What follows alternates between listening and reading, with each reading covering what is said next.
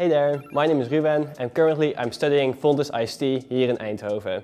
My name is Niek, I am 22 years old. I'm currently in my 8th semester of Fontys ICT and I'm currently graduating in my own company, OpenMaze.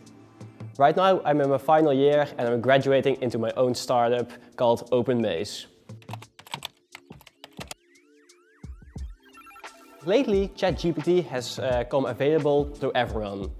This came with a lot of challenges in all different contexts, including the educational context right here.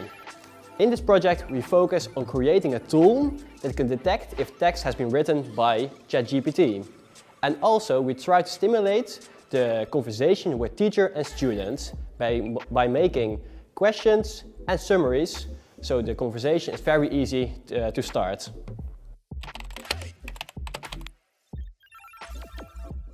The research question was, how can we create a tool which teachers can use to validate the knowledge of students, even though they have used generative AI?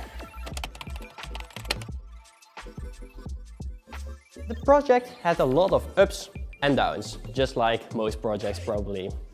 We had to face a lot of different opinions and perspectives of people. Besides those challenges, we also had to face a lot of technical challenges to work with this state-of-the-art technology. And we all had to make sure that this technology is always available for everyone to use. The result is that right now we have a tool which is online, which teachers can actually use in order to validate whether or not students have used ChatGPT in their documents. And what we're doing with that is we're creating a summary of the text which a student has written, and also create a few sample questions which teachers can use to ask a student to validate the knowledge in dialogue with the student.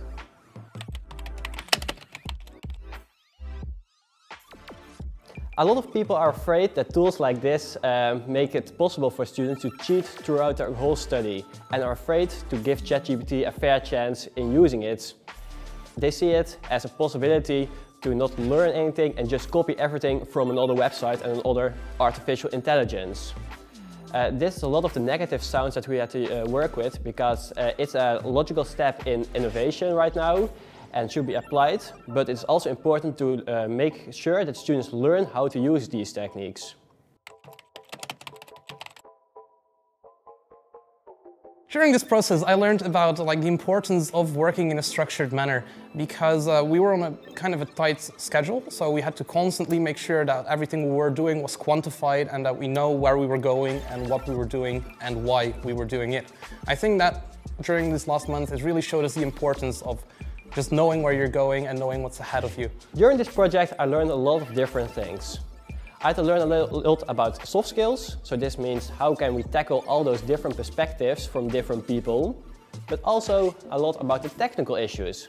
How can we make a state-of-the-art technique accessible to everyone, everywhere, all the time?